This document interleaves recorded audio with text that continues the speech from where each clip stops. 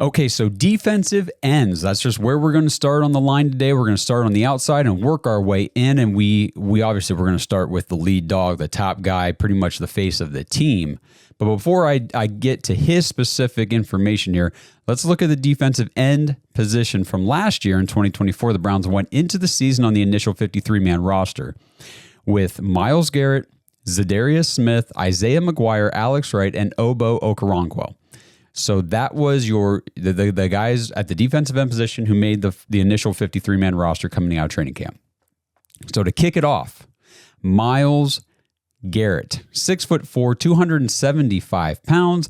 He is now 29 years old. This will be his 9th season in the NFL already. It's just time flies when you're sacking people all over the place. So we all know the story from the offseason for Myles Garrett. You know, he had 2 years remaining on his contract, didn't like how the 2024 season played out. Who the hell did? It was abysmal. So he requested a trade, said he wanted an opportunity to go somewhere where he had a chance to win a championship and all that kind of stuff. Obviously, that's not Cleveland. Not right now anyway. Browns basically said, no, not trading you. Don't plan on trading you. So, you know, there was all the threat of, well, is he going to sit out? Is he going to forfeit money? He went on his trade request media tour.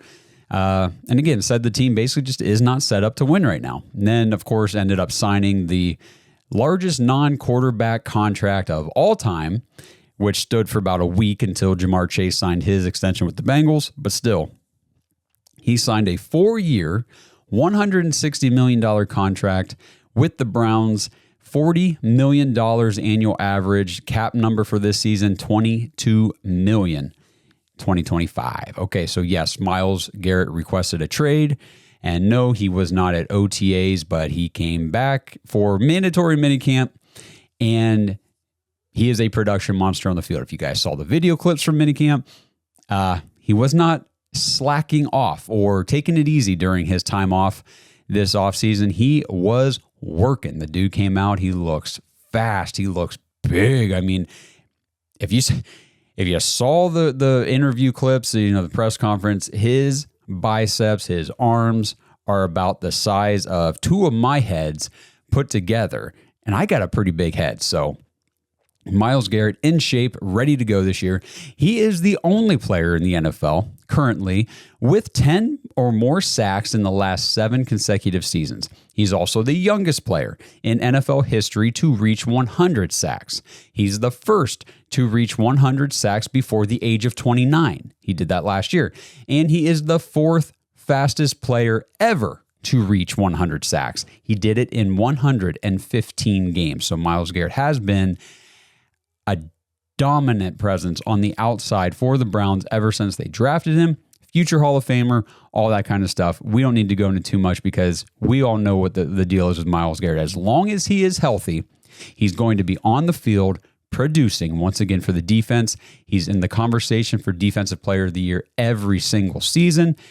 And, you know, honestly, let's look for him to start off 2025 with 2 sacks against Joe Burrow and the Bengals in Week 1. Next up is Obo Okoronkwo, 6'2", 250 pounds. Just turned 30 years old in April. This will be his 8th NFL season. So him and Myles are very, they're right there together in age. Myles has like 1 more year in the league than Obo, but these guys are kind of around the same milestone marks in the NFL. This will be the final year of Obo's contract currently with the Browns. He has a $5.3 million cap hit this season. So the Browns could cut or trade him over the summer here, and they could save like $1.5 million. It's nothing major. I think it will all come down to how this the training camp positional battle shakes out, among all these defensive ends. And this is why I'm doing the defensive line as its own separate episode here, because there are just so many guys to talk about on the defensive line itself. And then, there's even more talk about the linebackers. And then you got corners and safeties. So we'll get into all those guys on the next episode. But coming back here to the D-line and Obo, 2024 was not as great as his first season in Cleveland in 2023. In 2023, he had 31 tackles, 4.5 sacks, and 12 tackles for loss. Very nice season. 2024 came down. He had 23 tackles, 3 sacks, and just 5 tackles for loss. So that was a big drop in that production there. Obo has never been, nor will he be, a high-volume production player. He's undersized, in NFL standards or whatever, he's primarily a pass rush specialist. He's not in there to play rundowns or anything like that. He's playing on third downs, obvious passing situations, that type of guy. But he is still a very decent player to have in your arsenal of pass rushers. So that's why I think, he'll be here to play out his contract in 24 with the Browns, unless, like I said, something crazy happens with this defensive end position during camp, or another team comes in and just blows the Browns away with an offer to grab Obo. It's like, well, we might as well, that sort of thing. But otherwise, I think he's a lock for the roster. Now, the next guy is interesting because I was reading Ashley Bastock from Cleveland.com, made a post about this on social media. She was talking about the other starting edge position, the defensive end, opposite Myles Garrett, in the race between Isaiah McGuire and Alex Wright. And she said, at the moment, coming out of OTAs and minicamp, she's giving the edge to Alex Wright, 6'5", 267 pounds. He is 24 years old. He's heading into his fourth and final year on his rookie deal with the Browns. He has not had the career so far that we'd hoped for after the Browns took him in the third round back in 2022. He had 28 tackles as a rookie, didn't play a whole ton, but then his second season in that, kind of rotational, working in tandem with Obo and Zadarius Smith in 2023, Alex Wright came out, had 25 tackles, 5 sacks, 6 tackles for loss, and 2 forced fumbles. So it looked like after his second season, he was primed and ready for a big jump coming into last year in 2024. Then, unfortunately, suffered a torn triceps in week 4 last season. He was placed on IR, after he had tallied up 8 tackles, 1 tackle for loss, 1 sack over those first few games. If you remember, down in Jacksonville against the Jaguars, he did have that sack safety against Trevor Lawrence that kind of helped seal the game for the Browns because, that was early in the season. We didn't know just how bad the Browns were going to be last year. But if some of those plays at the end, including this big play by Alex Wright, don't happen, we might not beat the Jaguars last year. And the Jaguars weren't any better than we were, really. I mean, they had the 5th overall pick and we had the 2nd. So both teams were pretty darn bad last year. So hoping for big things from Alex Wright. This year, between him and the next guy I'm going to talk about, Isaiah McGuire, we've seen enough flashes to believe that at least one of these guys can step up, provide the Browns defense with solid production off of that edge opposite Myles Garrett. But despite those flashes, the Browns are still adding more pieces to this group, who we'll get to after I talk about Isaiah McGuire, 6'4", 268 pounds. McGuire's 23 years old. This is his 3rd NFL season.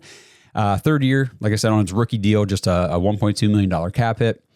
So if we can get average starter level production or rotational level production from McGuire on this contract, that would be excellent. He only played 4 games as a rookie. If you're kind of catching a theme here, rookies don't contribute a whole ton typically for the Browns. Only 4 games as a rookie, but he played in I shouldn't say all 60. He played in 16 of the 17 last year. 36 tackles, 8 tackle for loss, 9 QB hits, 2.5 sacks, and 3 forced fumbles. So a very nice sophomore season. It's going to be a good competition between Isaiah McGuire and Alex Wright. And I think that I'm not saying these guys are going to be world beaters or Pro Bowl caliber players or anything like that, but I think that they can be adequate NFL starters opposite Myles Garrett, especially with the way we beefed up the defensive interior. So I have, when I say I have high hopes for Wright and McGuire, I'm not talking about one of these guys is going to get 10, 11, 12 sacks. No, I mean, that would be incredible, but that's not the expectation. The expectation is to really just competently hold down the fort and be a strong presence on the other side of the defensive line. So that kind of wraps up the guys that were here last year in 2024. So now we look at the new guys that we signed to this defensive end position, this edge rushing position. Joe Tryon-Shoyinka, 6'5", 260 pounds.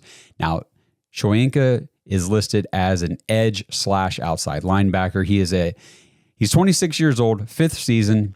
He was the 32nd overall pick in the 2021 draft by the Tampa Bay Buccaneers. So he was a first-round pick. He was signed to a 1-year deal, $4.75 million with $4.19 guaranteed. So almost all of it's guaranteed with the Browns for this year.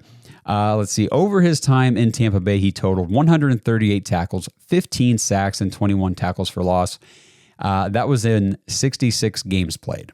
His season high in sacks is 5. There's a lot of talk, though, about JTS not being used to the best of his strengths while he was in Tampa Bay.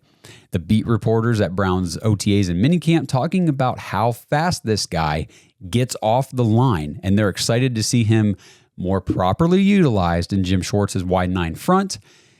So I'm cautiously optimistic for JTS here. I think that there could be some sneaky production, some, that maybe we as fans aren't necessarily looking at right now. We're talking about, Myles Garrett, and then who else? We talk about Alex Wright. We talk about Isaiah McGuire. Obo, just because he's been here the last 2 years, so we're familiar with the name. But JTS, Joe Tryon-shoyinka, could be a guy that comes in and gets to the quarterback a little more often than we might be thinking. And it might not be long into the season before we all know his name and we get kind of used to hearing it on the broadcast, is what I'm hoping for, because I do think the guy has some serious potential. And the last guy that I'm going to dive into here on the defensive end position will be Julian Okwara, 6'4", 250 pounds. He's 27 years old. This will be his 6th NFL season. He was a 3rd-round pick by the Detroit Lions in 2020. The Browns signed him to a 1-year, $1.3 million contract with just $240K guaranteed. So this guy could easily be chopped right at the end of training camp. We'll see how things go in the preseason. But I at least wanted to mention him and give a few details on him, since he is a new signing. He very well could earn a role in the rotation at the position. He had, 27 tackles, 5 sacks, 6 tackles for loss in his 2nd season with Detroit. So a pretty promising 2nd season, kind of, like Alex Wright had for the Browns. Now, his production has not really improved since that season. He has dealt with injuries. He has spent time on and off the practice squad with the Lions. So that's why it's a very minimal contract that the Browns signed him to, just to bring him in, add a little more depth to that position, create a little more competition during camp, all that kind of stuff. If I were to guess, I would not think Julian Okwara will be on the roster, at least to start the season. He might filter his way through waivers and end up on the Browns practice squad. We'll see.